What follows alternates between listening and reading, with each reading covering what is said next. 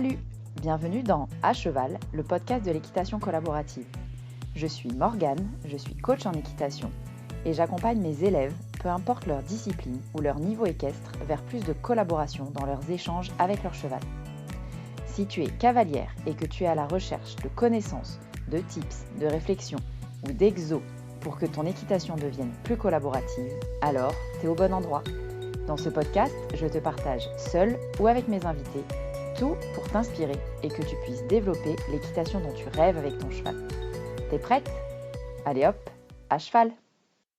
Salut, on se retrouve aujourd'hui pour ce deuxième épisode, extrait de l'interview de Rémi Libre, ostéopathe animalier. Interview durant laquelle il développe le sujet de la douleur chez le cheval. Alors, on a eu un premier épisode qui posait les bases, le contexte, les définitions autour de la douleur, qu'est-ce que la douleur, et le point de vue de différentes disciplines, scientifiques et juridiques notamment. Dans ce deuxième épisode, au départ, tu vas voir que cet épisode commence par une dernière définition qui est une loi au sujet du rôle du propriétaire, enfin de l'humain, par rapport à l'animal.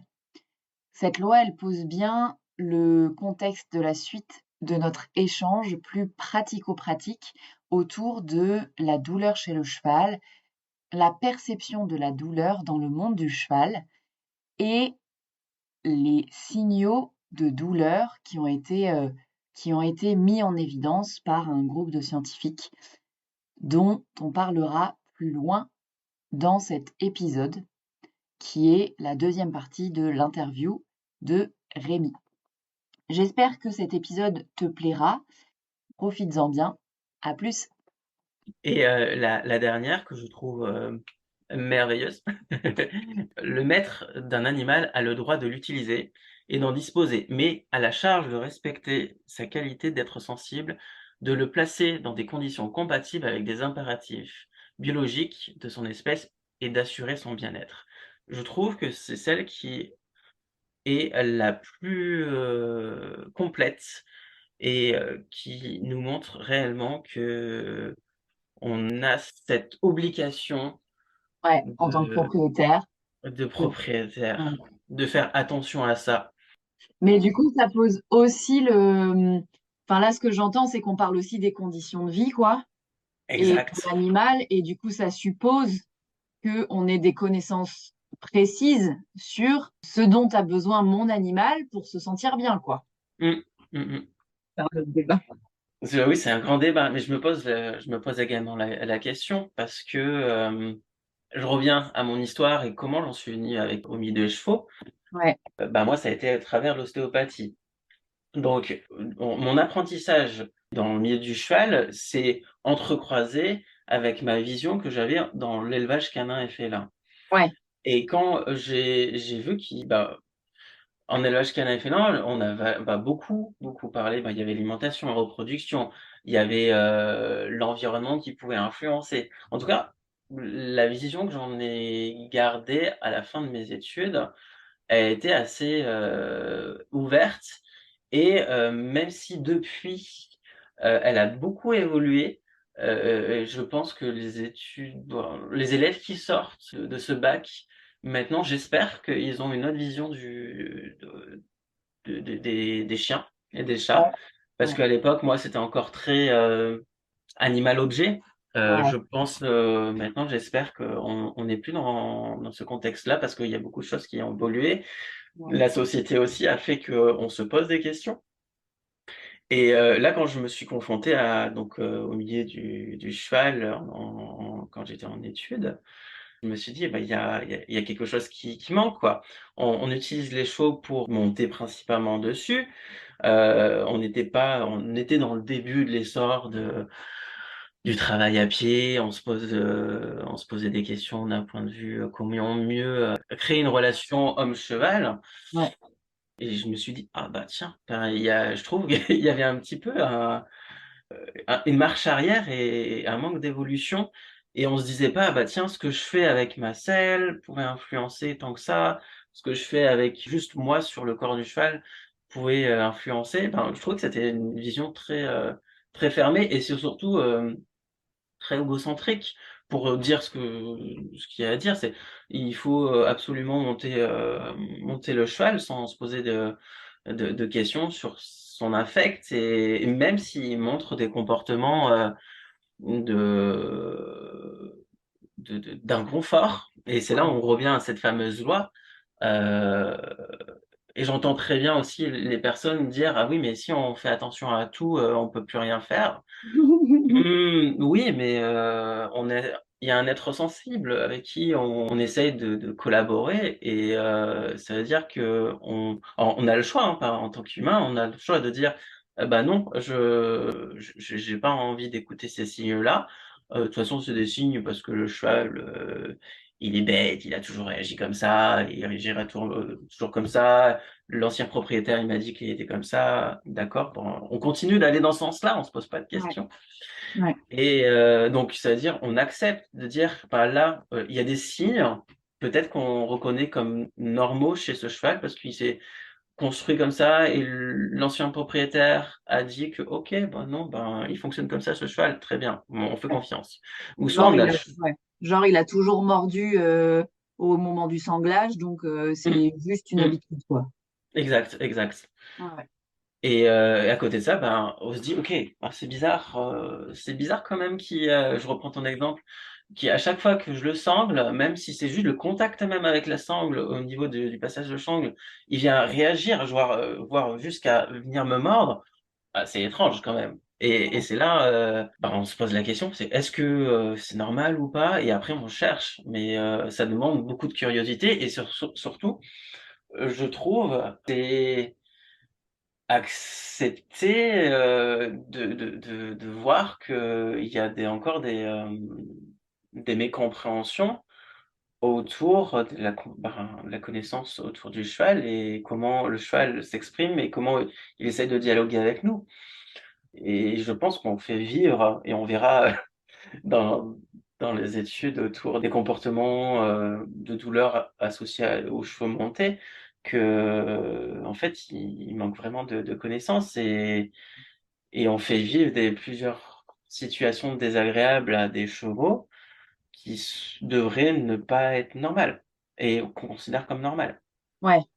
Mais ça, du coup, parce que c'est ça qui est compliqué, je trouve, c'est que, tu vois, légalement, ce que tu disais, c'est qu'on a obligation de mettre les animaux dans des conditions de vie, en gros, qui leur sont, je sais plus comment tu disais, biologiquement adaptées, Mhm. mais en même temps, on a assez peu de définitions légales, en tout cas, de ce que c'est qu'un environnement biologiquement adapté. Et c'est, ouais, il y a vraiment je trouve qu'il y a un gap, quoi, entre presque le basique et en fait, finalement, même les connaissances scientifiques qu'il y a aujourd'hui. Enfin, je veux dire, il y a un manque Mhm. de Mhm. vulgarisation de la science qui est Exact. vraiment dingue et qui a besoin d'arriver jusqu'au monde du cheval, quoi. Mhm. Mhm. Mhm. Mhm. Mhm. Mais comme tout, ça demande, Du temps.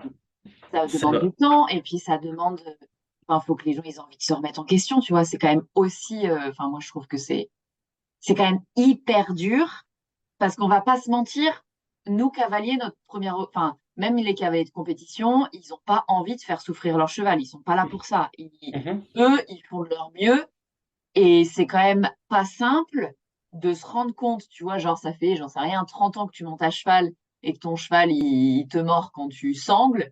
Tu Mhm. considères ça comme un problème de comportement parce que les chevaux, c'est comme ci, les chevaux, c'est comme ça. Et puis du jour au lendemain, on te dit, bah non, mec, en fait, ça fait 30 ans que tu maltraites ton cheval, c'est pour ça qu'il réagit comme ça. Enfin, faut Mhm. quand même être, enfin, je caricature, je grossis le trait à fond, mais il faut être prêt à encaisser, quoi. Mhm. Mhm. Et c'est là où en fait on voit vraiment que eh ben, quand on est dans le milieu des animaux, ben, l'important c'est aussi de s'intéresser au gardien qui est à côté et à l'humain qui est à côté. Surtout, ben, comment on peut venir l'aider à se poser des questions et des questions qui soient il y a une façon d'aborder les choses Ouais, et une communication qui doit être établie de façon bienveillante et c'est possible. Mais après, là, on part dans un autre débat. Mais il y a le ouais, souci, je pense, concrètement, de la question de la formation dans tout ça. Alors, et en tout cas, pour moi, je trouve que il y a certaines choses qui m'ont été apprises, que j'ai déconstruites et que je reconstruis, mais avec des termes différents pour ne pas venir créer ce qu'on appelle en sciences de l'éducation dans la douleur, faire du catastrophisme Ouais, et augmenter la charge de stress. Donc bah là, c'est chez le patient humain déjà atteint de douleur, mais augmenter la charge de stress chez les propriétaires. Déjà, et je trouve ça compliqué de gérer un cheval parce que environnement, etc., etc., etc., c'est complexe. Mais donc ça, il faut savoir déjà pas mal de choses. Donc on essaye de faire au mieux. On grandit avec ceux qui commencent en centre équestre, galop 1, galop 2, galop 3, blablabla, avec ces apprentissages théoriques. Et que nous, des fois, en tant que professionnels, on pose une question et ah tiens, bah, ça fait un peu tiquer. Il y a une façon de le faire. Là où j'en venir, c'est juste, il y a une bien façon sûr. de le faire et cette façon de le faire, elle s'apprend. Elle s'apprend et pour revenir sur le catastrophisme, c'est là où je voulais aller, c'est, ben, moi j'hypothèse qu'un propriétaire qu'on vient catastrophiser, il va être encore plus en hyperattachement, encore plus exacerbé, donc il va faire attention peut-être à trop de choses, ou il va acheter trop de compléments alimentaires, ou Ouais. en tout cas, sa prise de décision va altérer et il va peut-être se mettre dans des biais de confirmation. Donc, ce qu'on appelle les biais de confirmation, c'est valider ce que je pense est totalement juste parce que j'ai les connaissances qui me permettent, ou une personne parce que c'est un professionnel, il va lui dire ça. Ah oui, ben, je vais lui faire confiance parce que c'est un professionnel. Non, pas, faut juste ramener un petit peu de sens Ouais, critique. pose-toi la question plus loin, quoi. C'est toujours Ouais.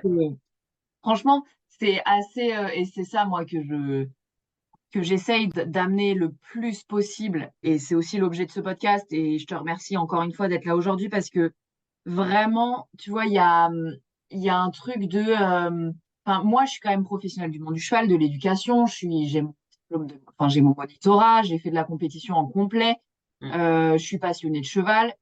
Je suis ingénieur agricole, donc j'ai mm, un peu d'études dans les animaux. Et ce qui est quand même assez dingue, c'est effectivement que dans toutes ces études que j'ai faites, jamais personne m'a parlé des signaux de douleur, tu vois.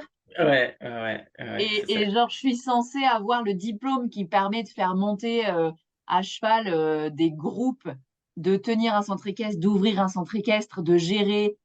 Si j'ai envie d'ouvrir un centre équestre avec plusieurs centaines de chevaux, je peux. Mais Mm, en attendant, je suis pas capable. Enfin, si je m'étais pas, tu vois, si tu te renseignes pas plus que ça, t'es pas capable de savoir s'ils vont bien ou s'ils vont pas bien, quoi. non, non, non. C'est quand même assez fou et c'est là que c'est pareil, la limite, tu vois, les professionnels, bah oui, tel professionnel m'a dit que mon cheval allait très bien, mais moi je trouve que il y a un truc chelou, bah je pense qu'il faut effectivement amener les gens à investiguer le plus possible, quoi. Mmh, mmh, mmh. Et surtout, bah, s'appuyer sur des faits qui sont concrets. Parce qu'il y a des fois des choses qui sont déduites, mais qui sont basées sur des modèles peut-être un petit peu trop anciens ou un petit peu trop hurluberlus. Et des fois, juste revenir à la base, et je reprends ce que tu viens de dire, c'est OK, j'ai un centre équestre, OK, je suis propriétaire d'un cheval. Qu'est-ce qui me permet de voir qu'il y a des changements et de façon presque intuitive, Ouais, vous les propriétaires et nous, on sait parce que ah tiens, il y a un changement de comportement. Ah tiens, il faisait pas ça. Mais en fait, c'est là où il faut venir s'améliorer. Mais pour s'améliorer, il faut aussi remettre à la base en question qui je qui je suis, ouais, comment je me suis construit, quelle est mon éducation dans le milieu équestre. ouais, Est-ce qu'elle est encore fiable? Et est-ce qu'elle est encore valide? Et quand on a fait le tour de tout ça, et qu'on s'est un petit peu plus réactualisé, je pense que c'est là où on va être encore plus proche du concret, c'est parce que c'est là où on peut voir les changements, c'est pas en posant des questions et que quelqu'un va nous dire ah tiens ben moi je perçois ça parce que c'est le domaine de la perception et Ouais. moi-même en tant qu'ostéopathe, la perception c'est une construction individuelle et avec une interprétation et interprétation qui peut être aussi elle-même biaisée par ma construction. Mm. Donc c'est là où concrètement il suffit juste d'observer le cheval qu'on a juste soit sous les mains, juste en face de nous, et il nous le dit. Il nous dit clairement avec sa posture, avec ses mimiques faciales, dans sa façon de se mouvoir. Parce que je pensais pas aller dans ce sens-là, mais il y a un terme un peu barbare encore. J'aime bien les termes barbares, mais Ouais. euh, il y a ce terme-là qu'on appelle l'énaction. L'énaction, qu'est-ce que c'est? De façon très simple, l'énaction, c'est quand je vais faire une expérience, quand le cheval va manger un type d'herbe ou un type de branche. On va mettre en opposition une branche, un brin d'herbe de tout type, d'une variété particulière. Il va se dire, OK, j'ai mangé ma branche d'herbe là, et j'ai mangé ma branche d'arbre. Et il va s'en faire une expérience. Et cette expérience, ça va être plus ou moins positive. Et de cette expérience motrice, donc de faire une action de manger quelque chose avec de la sensation, il va en conclure que, oh, bah tiens, bah, je préfère quand même plus cette branche-là. Elle est plus intéressante pour des raisons qui lui est propre. Et Ouais. ça, c'est ce qu'on appelle l'énaction. C'est construire donc une expérience sensorielle en une expérience qui va donner du sens. Un cheval, quand il change sa locomotion, c'est-à-dire qu'il change sa façon d'appréhender son environnement et sa vie dans son environnement. Donc, il vit des expériences totalement différentes et il n'appréhende pas l'environnement de la même façon parce que il y a douleur et il y a des choses qui se passent dans son corps, il y a des choses qui se passent dans sa tête et donc il vit les choses différemment. D'où, en fait, même juste de faire attention à des petits signes, même dans la locomotion, ça nous indique certains points. Ça veut pas dire que c'est boulot-clé, déplacé, ou juste courbaturé, et cetera, des mots pour moi qui sont barbares. Mais ça veut juste dire: «OK, là j'ai un indice, il y a un changement». Est-ce que le changement que je peux le corréler avec quelque chose de plus ou moins récent et de prendre une feuille, de faire une frise, chronologique et dire: «OK, là j'ai fait ça, dans un passé récent» et ensuite, on pourrait très bien, au-dessus de cette frise, faire un grand carré et faire, des colonnes et dire: «OK, mon cheval se retrouve dans cet environnement-là. OK, mon cheval, il a cette activité-là. OK, les soins, réalisés cette année avec mon cheval. Est-ce qu'il a vu le dentiste? Est-ce qu'il a vu, le Ouais. saddle? Est-ce qu'il a vu l'ostéo, le masso, le kiné?» et cetera et cetera. Et je trouve ça, pour un propriétaire, juste de se poser ces questions-là et de faire attention à ça, et ça prend pas de temps que ça. En 1 heure, on peut se dire, OK, bah, ça se trouve, c'est juste ce qui s'est passé il y a 3 jours. Il y a ça qui a entraîné ce petit changement de Mm. locomotion. C'est pas forcément grave, et surtout si ça dure pas. Ouais. Mais voilà, c'est juste pour en venir, c'est savoir observer. Bon. Ouais, ouais, carrément. Et du coup, en parlant d'observation, est-ce que tu veux bien nous partager, c'est peut-être le moment de nous Oui. partager comment on fait justement pour mieux observer notre cheval dans son lieu de vie? Est-ce qu'il y a des points sur lesquels mettre notre attention? Comment, enfin voilà, Ouais, oui, de oui, manière oui. pratico-pratique, qu'est-ce que je peux faire moi en tant que propriétaire pour mieux repérer les signaux ou pas de douleur pour mon cheval? OK, il y a pas mal de choses qui ont été investiguées et donc c'est ce qu'on appelle les questionnaires de qualité de vie, tout simplement OK. et donc ça a été développé surtout à partir de la médecine humaine et aussi que ça a été investigué sur les animaux de zoo, les chiens, les chats et donc dans ces questionnaires, c'est un peu ce qu'on vient de dire, un peu juste avant, mais il y a des points qui ressortent, c'est, quel aspect de la vie de mon cheval va affecter sa qualité de vie? Donc, il va avoir l'expérience mentale associée à son bien-être. Donc, est-ce que dans son environnement, il vit des expériences positives, négatives, liées à la gestion juste de son hébergement Ouais. ou tout autre, hein. C'est juste faire entre le pour et le contre, ou le négatif et le positif. On peut aussi venir analyser tout bêtement, l'état physique. Est-ce qu'il y a présence ou non de pathologies actuelles, vieilles ou récentes? Par exemple, des démangeaisons. Est-ce qu'il y a un gonflement, une rougeur? Est-ce que c'est chaud? Voilà, et où il en est dans son état corporel. Est-ce qu'il est, il est pas en forme? Est-ce qu'on voit ses côtes? Il manque de muscles? Il est amyotrophié? Mm. Est-ce que, ou sinon il a un embonpoint? Voilà, juste regarder son état physique. Est-ce que ses dents, sont dans un bon état? Ouais. Ensuite, on peut aussi venir regarder dans tout ça l'activité qu'il fait. Est-ce qu'il y a des modifications dans son activité? Est-ce qu'il y a un avant, un après? Pour nous indiquer: «OK, là, il y a un changement dans sa qualité de vie». On ne sait pas pourquoi, mais en tout cas, c'est un indice.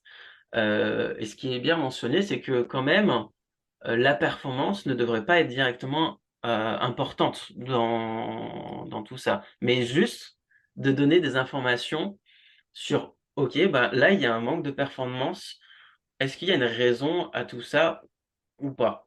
Normalement, la plupart du temps, il y a quand même une raison, même si elle est simple, mais il y a une raison. Un Ouais. cheval qui saute très bien et du jour au lendemain, pouf, il y a un manque de performance, il faut se poser la question. Donc l'activité est, juste, un moyen d'investiguer et de nous donner plus d'indices. Ok. Comment on peut faire la différence, enfin, ou est-ce qu'il y a moyen de faire des différences entre mon cheval a tel comportement parce qu'il a mal, ou il a tel comportement, j'en sais rien, parce qu'il est mal luné. Je caricature à fond pour avoir la réponse. Oui. Mais- Ce qu'on observe, il y a quand même des comportements spécifiques liés à la douleur. Mais chez le cheval, chez le cheval, on va rester, il y a des études qui ont été faites et on sait qu'il y a des choses et il y a certains qui sont spécifiques, d'autres, qui peuvent être intégrés dans un comportement de stress, un comportement de peur. Donc il faut prendre en compte que les signes qu'on va évoquer là, Ouais, c'est des choses qui ont été observées dans des milieux, contrôlés. ok, Et on peut retrouver aussi ces signes-là dans d'autres, situations. Mais par exemple, là, on peut aborder l'échelle en français, ça va être marrant, mais c'est, l'échelle des grimaces des chevaux ou, ouais. en anglais, ça fait, the horse grimace scale, autour donc de la douleur. On peut appeler ça aussi les mimiques faciales. Exactement, c'est observation des mimiques faciales. Ok, Par exemple, sur les chevaux, on en retrouve principalement, 1, 2, 3, 4, 5, 6. 6 qui sont très spécifiques à tout ça. ouais, Heu on pourra les retrouver sur une infographie. Ça ouais. serait quand même plus intéressant. Ouais, du coup, Et c'est le moment de dire que pour accompagner ce podcast, je vais aussi sur mes réseaux sociaux publier une infographie que Rémi nous partage très gentiment, qui va illustrer ces mimiques faciales chez le cheval.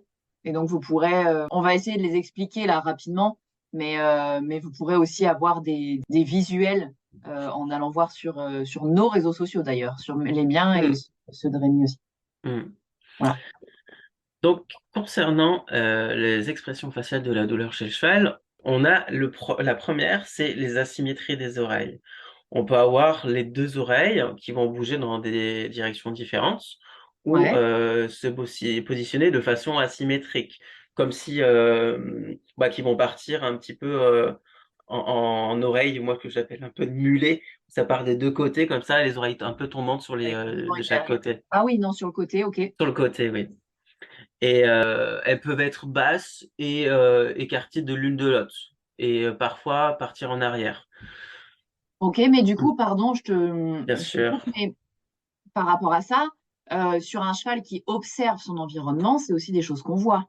Exactement. C'est pour ça qu'il faut corréler Ouais, d'accord. C'est pas plusieurs simplement signes. aux oreilles qu'on va dire que notre cheval a mal, quoi. Absolument pas. Ok, Absolument pas.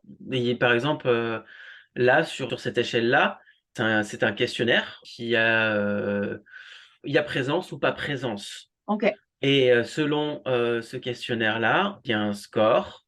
Et selon le score, il y a une conclusion qui est effectuée. Donc, ok. c'est à l'observation de ces 6 signes, on met de fortes chances qu'il y a quand même un phénomène douloureux sans forcément déterminer la zone. C'est juste Ouais, une d'accord. C'est expression juste- faciale de la douleur chez le cheval. Ok. Donc, ces 6 signaux, c'est les oreilles, Les oreilles, dissymétrie. aux oreilles dissymétriques, il y a une présence d'un sourcil, le fameux circonflexe qu'on retrouve Ouais, au niveau de l'œil et qu'on retrouve aussi chez les chevaux qui sont inquiets. C'est pour ça que je ouais. disais, c'est très très complexe parce que les chevaux, et je lisais cette étude il n'y a pas très longtemps, ils ont ce qu'on appelle des codes d'unité au niveau de l'utilisation des muscles de leur face qui sont proches de celles de l'humain. Ça veut dire qu'ils ont énormément de façons de communiquer entre eux et qui sont capables d'analyser, mais nous, on n'a pas encore ce décodage suffisamment subtil pour faire la différence entre certains. Ok, Et on n'a pas aussi, et ça nous demande aussi remise en question, ok, c'est dans cet environnement, avec ce contexte-là, qu'il est dans cette situation-là, avec ces signes-là, et que eux, les choix, en fait, je soupçonne qu'en fait, c'est acquis, et c'est leur communication que nous, bah, on a une communication qui nous est propre, qui est principalement verbale, même s'il y a une grosse partie qui est aussi non verbale. Et que en tout cas, on n'a pas les mêmes codes et on peut pas en définir. Bah, c'est compliqué pour nous, c'est ouais, tout simplement. Et ce qui est aussi dit, et c'est aussi, je trouve ça très intéressant, c'est dans ces études autour des échelles des mimiques faciales, ils annoncent bien que, en gros, échelles-là sont assez fiables quand on a l'ensemble de ces paramètres, parce que on est capable de les retrouver de façon individuelle, mais aussi on est capable de les retrouver avec d'autres observateurs. Donc, on a ce qu'on appelle une fiabilité, une validité entre une auto-analyse et une analyse d'un autre professionnel, par exemple, ou d'un autre propriétaire. Ça veut dire que c'est objectif. ouais, Donc, pour revenir, donc on a asymétrie des oreilles, ouais, on a présence d'un sourcil, ouais, on a le changement du regard. Ça devient un regard qui devient tendu et absent. ouais. On a la forme des naseaux qui vont être dilatés dans la partie interne, et dont la partie interne est quand même plus tendue. Ok, Et on retrouve quand même ce signe-là qui est plus visible lors de l'inspiration. ok, Le cinquième signe, c'est la tension au niveau du museau. Un museau qui est assez pincé, un tonus musculaire qui va être très présent. Et ok, il mentionne que ça va faire le menton qui va faire une forme bombée ok, de par ce pincement. ouais, Et on a la tension spécifique de 3 muscles faciaux. Alors là, ça se verra quand même beaucoup plus au niveau de l'infographie. C'est au niveau des muscles zygomatiques. Donc, on prend, pour ceux qui sont en audio, on prend l'œil, on regarde juste en dessous de l'œil, et là, on voit qu'il y a un trait, une surface, un relief osseux qui est présent. Le muscle zygomatique se trouve à ce niveau-là. Donc, si on voit une tension au niveau de ce muscle avec les 3 autres, on peut donner ça sur du positif. ok, Ensuite, on va regarder au niveau, on prend comme référence un naseau, on soulève, on va en direction un petit peu plus. C'est comme si on voulait tracer une ligne entre le naseau et l'œil, et sur ce passage, on a le muscle élévateur de l'angle de la bouche.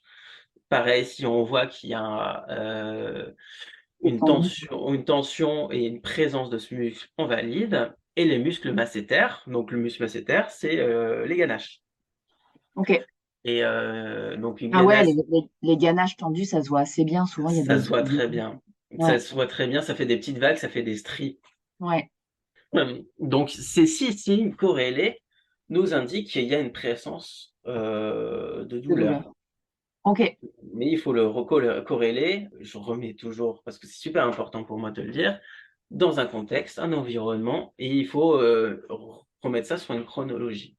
Ouais. Parce qu'en gros, si l'environnement il est hyper anxiogène, Mhm. potentiellement c'est plus du stress que de la douleur. Par contre, si on est sur un environnement hyper connu, avec un cheval qui a l'air zen, bah là on peut soupçonner de la douleur, quoi. Ouais, c'est pour ça que si on veut vraiment analyser son cheval avec ses mimiques, il faut se mettre dans un contexte où lui, en général, il est bien, en train, par exemple, juste en train de marcher en carrière. Si l'environnement à côté, il y a pas du vent. Ouais, ok. Ok. Et du coup, ça, les mimiques faciales, c'est observable euh, dans n'importe quel contexte, par contre, j'aime pas ce mot-là, mais d'utilisation du cheval. C'est-à-dire que ça peut être clairement observé dans son lieu de vie naturel, Mhm. mais ça peut être aussi observé au pansage et à Mm. cheval. Oui, même à cheval, on peut retrouver partout. Ok. C'est vraiment les critères de base et qu'on peut retrouver partout. Ok. Et du coup, est-ce que tu veux bien nous parler de, justement, à cheval? Quand on regarde vraiment, à cheval, finalement, il y a beaucoup de signes d'inconfort. Mhm. C'est hyper courant de relever des signes d'inconfort quand on regarde un cheval monter. Oui. Est-ce que tu veux bien nous parler un peu de ces signaux-là? Donc, ce qui est très important à dire, et je tiens à mentionner cette chercheuse qui est Sue Dyson avec son équipe. Ses premières publications datent de 2014-2015 dans ces eaux-là. Ok, donc c'est assez Et récent. c'est très Enfin, c'est récent et assez récent. jusqu'à cette dernière publication date de 2022, fin 2022. Et en tout cas, Sue Dyson et son équipe se sont posé la question en lien avec ces signes, et on va dire, je vais reprendre les termes qu'elle utilise. Donc, c'est des comportements qui sous-tendent des inconforts musculo-squelettiques. Ok, Donc, elle vient pas utiliser tout de suite le terme douleur. Il y a des inconforts, même si on pourrait l'associer à de la douleur, parce que on voit que donc son chemin, il a été très progressif. Elle a posé des questions aux propriétaires pour savoir comment les propriétaires analysaient certains comportements de leurs chevaux. Et c'est pas des petites études, c'est super important à mentionner.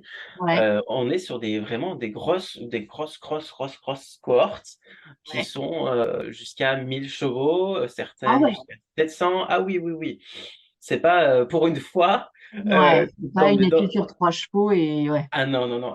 Même par exemple, là, les études sur les mimiques faciales, il y a pas, je crois au maximum, on doit être à 50, 60. C'est des petits groupes. Alors ça va encore pour en ressortir certains comportements qui restent fiables. Et Mm. après, tout dépend là, du format de l'étude.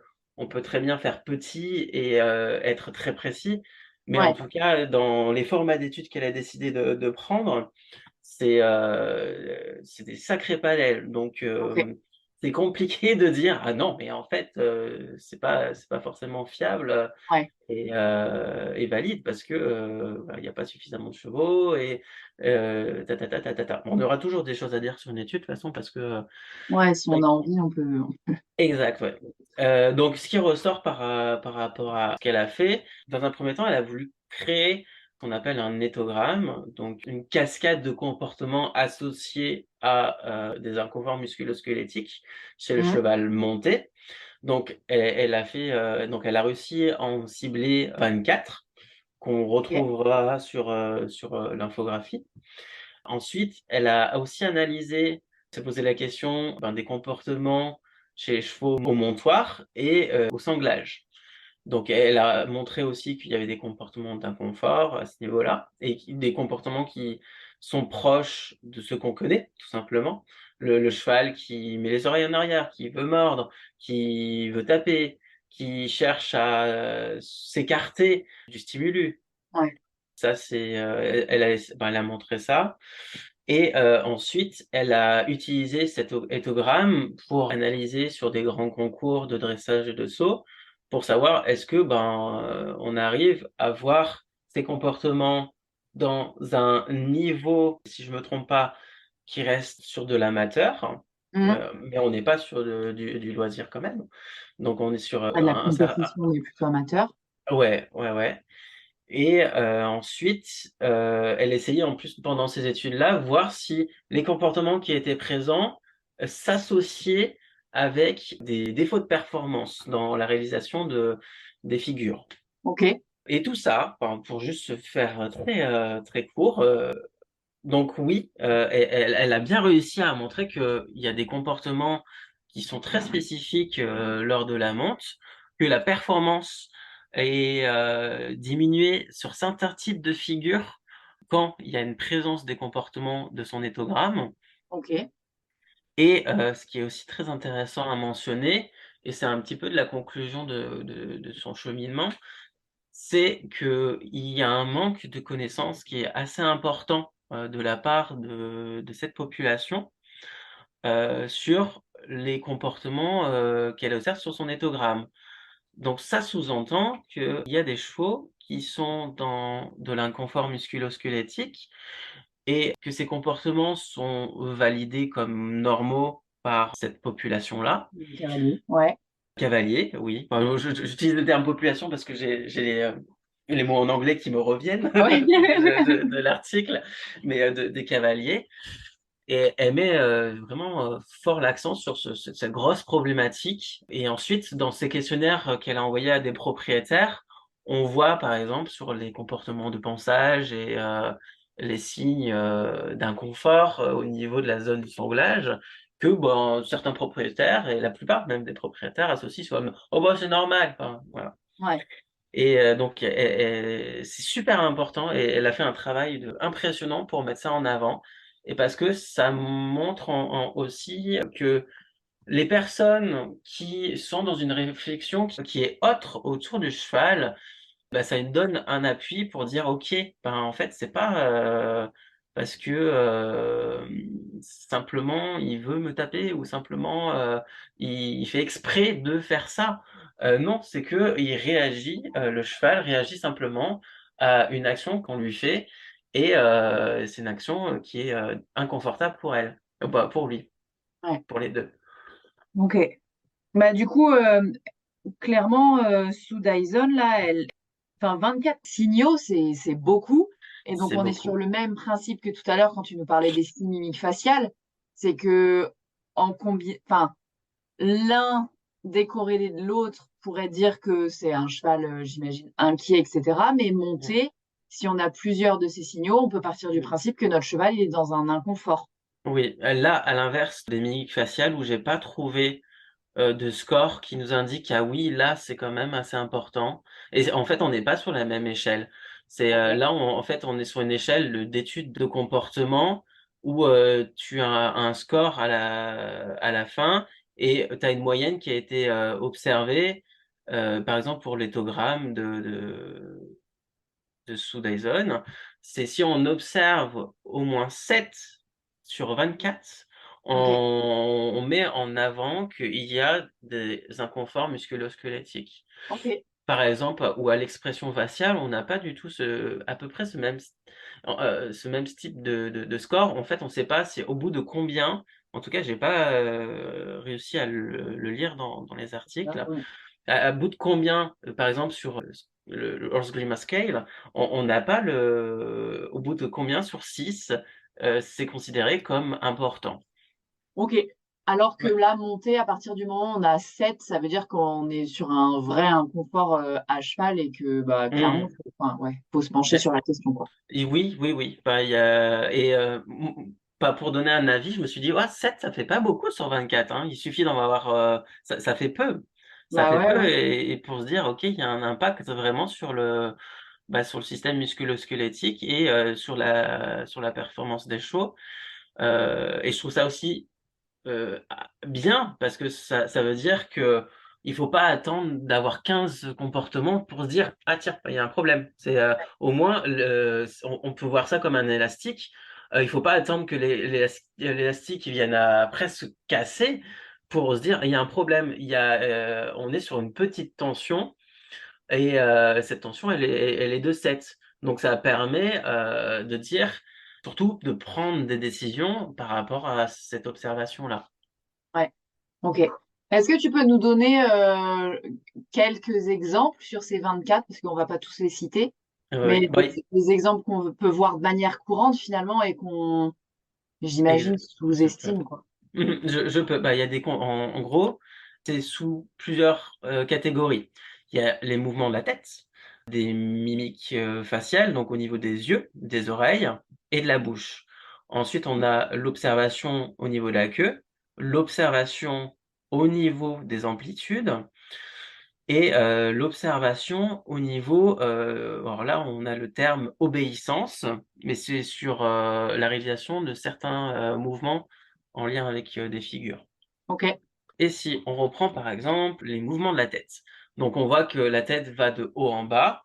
On a aussi le comportement où la tête est en devant de la verticale sur, un angle, supérieur à 30°. Mais ça, c'est aussi la subtilité et de l'éthogramme, c'est que faut que ça soit pendant 10 secondes. Ah ouais, d'accord, ok. C'est très, très spécifique. Ouais, donc là, tu nous parles d'un cheval qui s'enferme. On appelle ça s'enfermer en Oui, tout à fait. C'est un initiation. cheval qui vient Qui vient s'enfermer. s'enfermer sur plus de 10 secondes. On peut dire que, Mmh. bah, ouais, ça me semble, ouais, ouais, ouais. Ça te semble, beaucoup Ben, moi, ou, ça me semble logique, mais ouais? Ouais. effectivement, ça, sur certaines reprises de dressage de haut niveau, ils sont là-dedans pendant les 6 minutes de reprise, quoi. Oui. Oui, oui, oui, oui. C'est pour ça que le relier avec d'autres comportements permet de dire: «OK, bah, là, c'est plus important». Parce que si Ouais. on prenait juste ce comportement-là, il serait pas suffisant, parce que, ben, la discipline, et le milieu fait que, ben, Ah, c'est ce qu'on c'est lui comme ça. demande parfois, ouais. Ouais. Ouais, ok. Par rapport, ben, un mouvement de tête aussi, à l'inverse, on a la tête derrière, la verticale, donc là plutôt là en hyper extension et Ouais. au-dessus de 10 secondes. Ok. Ensuite, on peut partir sur les mouvements des oreilles. C'est à peu près la même chose que sur l'échelle des mimiques faciales. Il y a une rotation des oreilles, d'un côté ou de l'autre vers l'arrière, au-dessus de 5 secondes. Ok. Il y a aussi l'écartement qui peut être, observé. Sur la zone des yeux, on peut observer que les paupières sont fermées en totalité ou pas et toujours sur un délai de 5 secondes, de 2 à 5 secondes. Ok. Et là, c'est pas forcément ce qu'on a eu dans les mimiques faciales, mais il y a une exposition du blanc de l'œil et ça, on peut le Ah voir, ouais. assez régulièrement. Ouais. Par rapport à la zone de la bouche, on retrouve à peu près les mêmes comportements que sur les mimiques faciales, mais là, on voit qu'il y a, l'exposition de la langue pouvant rentrer et sortir et le fait que le cheval vienne, jouer, parenthèse, avec le mors. On le voit qu'il y a, ça va d'un côté et de l'autre. Ok. Ensuite, sur les positions de la queue, là, il y en a plusieurs. C'est la queue, elle peut être plaquée au milieu, sur le côté. On peut avoir des foilements de queue pendant, les transitions et elle peut aller autant de haut en bas, de droite à gauche et en faisant des cercles.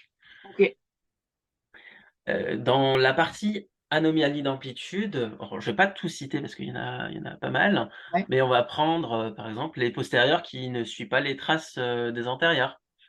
Où on a même une déviation, sur une piste ou une autre et on retrouve par exemple le cheval qui est désuni ou qui vient, trébucher de façon répétée Ok.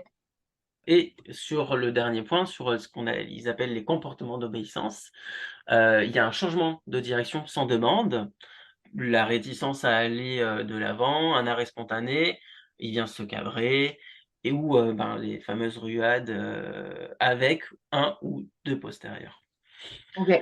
Donc là, ça fait partie du petit panel de l'éthogramme. Mais si on remarque, au moins 7 de ces comportements, on peut sous-entendre qu'il y a quand même un défaut musculo-squelettique. Ok. Pas un défaut, un inconfort, Un inconfort musculo-squelettique.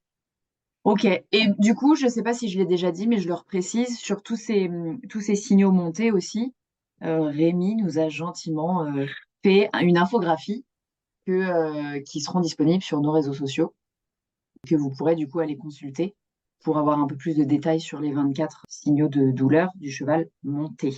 Je pense qu'on a balayé pas mal de sujets autour de la douleur.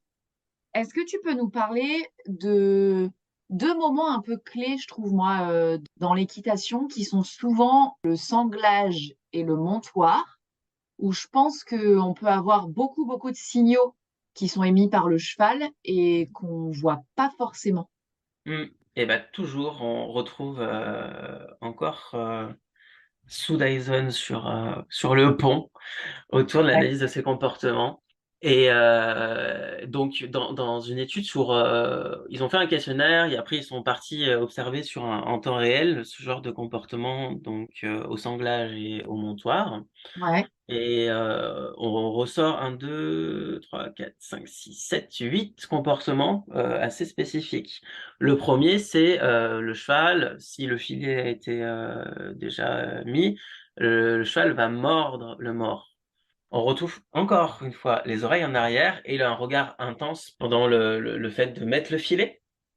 ouais, Pareil au niveau du sanglage.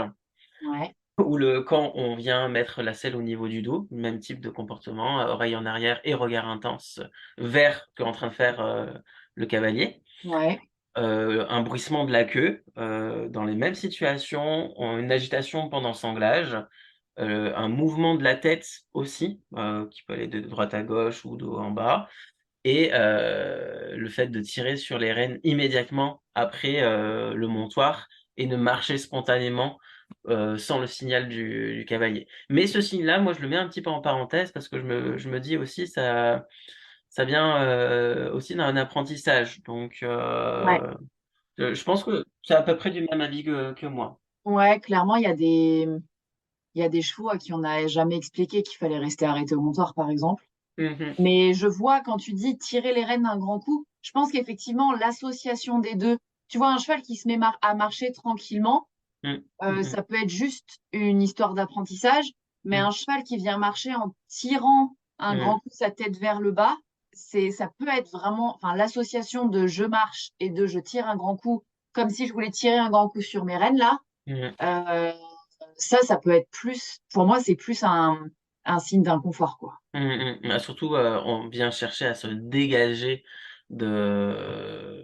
La contrainte, enfin. de la contrainte, ouais. Ouais. C'est tout à Et fait du coup, ça. j'ai une autre question. Je ne sais pas si les études pourront répondre à ça, Mhm. mais je fais peut-être plus appel à ton feeling, toi. Oui, Sur des chevaux qui ont été très longtemps réactifs au sanglage, oui. parce que il y avait, j'en sais rien, ulcère. Si, tiens, j'ai un exemple en tête. Un cheval qui a été très souvent, très longtemps ulcéreux Oui. et du coup réactif au sanglage qui n'a plus d'ulcère, tu vois, Mhm. gastroscopie à l'appui, Mhm. mais reste réactif au sanglage. Est-ce que tu penses qu'on peut faire la différence entre une douleur, comme tu disais tout à l'heure, réelle Oui. et une appréhension de douleur?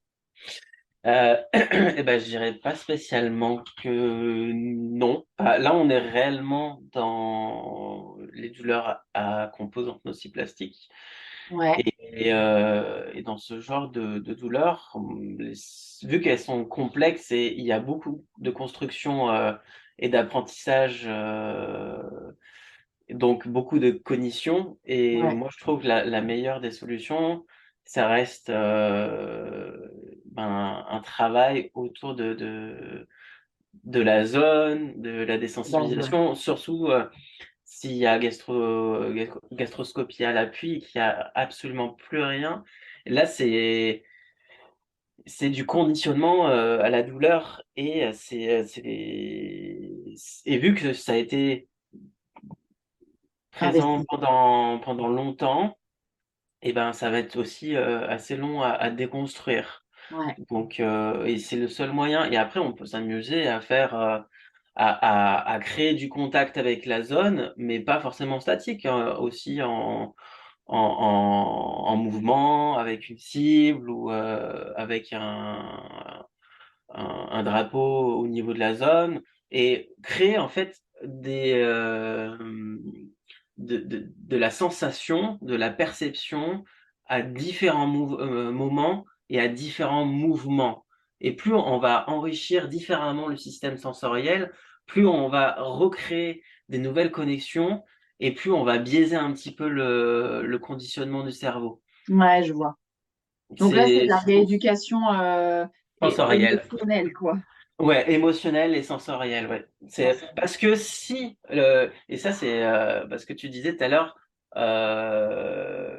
que la douleur forcément elle n'était pas vraiment réelle, mais en fait quand on reprend vraiment la définition, c'est la Ouais, douleur, elle reste dans tous les cas réels parce que les composantes cognitives, les composantes au niveau du cerveau, elles sont présentes. C'est si je dois mettre ça en termes d'humain, c'est moi j'ai mal au ventre tout de suite là, j'ai mal à ouais, l'estomac. Et je suis et en fait, j'ai mal. Enfin, je vis une expérience de douleur et même s'il y a plus rien, en tout cas, le cheval, il vit encore quelque chose de désagréable et d'inconfortable. Donc ok. il faut prendre en compte qu'il y a encore présence de douleur, mais certes, la douleur n'est plus, d'origine, mécanique, mais elle est à forte composante, psychique. Donc il faut aller dans ce sens-là et même avec, la thérapie manuelle, ben, du l'ostéo, du massage, du shiatsu, aborder la zone, mais même le propriétaire, aborder la zone de différentes façons. C'est est-ce qu'un appui léger, c'est OK? Est-ce qu'un appui moyen, c'est OK? Est-ce qu'un appui fort, c'est OK? Est-ce qu'un Ouais, appui en haut, à gauche, à droite de la zone, en bas, c'est OK ou pas? Et trouver la zone de confort et juste, OK, on va jouer avec la notion un peu de l'approche retrait, enfin, approche-retrait. Je cherchais le terme, mais je j'arrive plus à trouver. Approche-retrait et OK et petit à petit, on va modifier, donc là, on est sur une action, bah, d'éducation, à une zone de confort, mais ouais, en même temps, on a aussi en train, à travers le poser de notre main, de façon, plus ou moins profonde ou pas, selon, ben, la zone où, le cheval se sent en sécurité, on fait une réorganisation sensorielle, un peu plus mécanique de la zone. mm, Parce que ce que j'ai pas aussi forcément dit, parce qu'on n'a pas investigué le domaine très spécifique de la douleur persistante, c'est que ouais, dans ce genre de douleur, vu qu'elle est présente depuis un moment, il y a un changement au niveau de la zone locale, d'un point de vue des fibres, les fibres de la douleur, mais on a aussi un changement au niveau des perceptions, au niveau du cerveau, sur la zone par exemple de l'estomac, où il y a un floutage qui se met en place et la zone du cerveau, elle est plus forcément bien représentée, elle représente mal l'estomac. Donc le fait ouais. de réorganiser ces sensations, repermet de reconstruire de nouvelles voies et de rechanger un petit peu tout ça. Ok, Et donc ben, vu que le cheval vit une expérience douloureuse réelle, donc pour lui c'est encore mécanique, en tout cas il le vit, et ben ça permet de faire de une boucle de réactualisation un petit peu plus mécanique et après on peut jouer sur les composantes un petit peu plus émotionnelles. ok, chouette. Et ben hyper intéressant. Je pense qu'on va conclure cet ou ces épisodes de podcast. C'était vraiment super intéressant. Est-ce que tu as quelques mots en conclusion à nous partager? Ou est-ce que tu as quelque chose à rajouter avant qu'on termine, Rémi? J'aimerais rajouter, juste prendre le temps d'observer, des fois juste venir voir vos chevaux et s'ils sont en troupeau, les observer comment ils interagissent les uns avec les autres en troupeau. S'ils sont tout seuls, voir comment, même au box, voir comment ils vivent dans leur environnement et juste prendre le temps de les observer et comprendre hors du cadre de l'utilisation ou même le fait de prendre son cheval, le sortir du box, le mettre devant sa zone de pansage. Là, on est déjà en train de faire et je trouve la plupart du temps, en fait, avec les chevaux, on fait, mais Ouais. on prend pas le temps juste de: «OK, je m'assois sur ma boîte de pansage et je regarde ce qui se passe et je regarde surtout qu'est-ce que vit, quotidiennement mon cheval quand je suis pas là?» Et comme ça, je pense plus on fait attention à ça, plus on s'informe, plus on peut se poser des questions: «Mais pourquoi, il a réagi comme ça?» Ou s'ils sont en troupeau: «Mais pourquoi ils ont réagi comme ça?» Et pourquoi ils se sont et ça force à aller, créer la curiosité, à aller s'informer et surtout à mieux comprendre son équidé, son compagnon. Parce que, il vit aussi, d'autres choses, dans sa vie que Ouais. le moment, où il y a la relation homme-animal et je trouve que c'est se faire une jolie cartographie de qui est, en fait, Ton heu, cheval sans nous, ton enfin, cheval. sans notre interaction, quoi. Exact, ouais. Ouais. Ouais, c'est vrai que c'est super intéressant. C'est vrai qu'on le fait pas assez et c'est Mmh. super intéressant en plus parce que du coup, d'observer les 2 situations, ça peut aussi nous permettre de faire les différences entre l'une et l'autre. Tu vois? Si on Mmh. remarque par exemple que je caricature, hein, mais que, le cheval en troupeau et tout ça, il est hyper calme, hyper tranquille, hyper serein et Mmh. qu'à partir du moment où on lui met de l'icole, il devient, ronchon, il met les oreilles en arrière, il fronce le bout du nez, il Mmh. se met à marcher vite ou ce genre de choses et bah, pour le coup, d'observer ça peut vraiment nous permettre de faire un lien Mmh mh. avec le fait que, bah, peut-être que notre interaction, le rend pas, confortable, quoi. Mmh mh, mmh, mmh, mmh, mmh. Et ouais, non, grave. Merci pour ce conseil parce que c'est vraiment, ouais, vraiment intéressant. OK. Bah, écoute, Rémi, on va conclure là-dessus. Je te Mmh. remercie encore une fois de cet échange, de, la toute cette science que tu nous partages aujourd'hui. Et donc Rémi, bonne journée. Bonne journée. Merci beaucoup Morgane de m'avoir invité. Avec plaisir. Et voilà, l'épisode est terminé. J'espère qu'il t'a plu. Ce que moi j'en retiens, c'est que d'un, les signaux de douleur chez le cheval sont souvent, sous-estimés.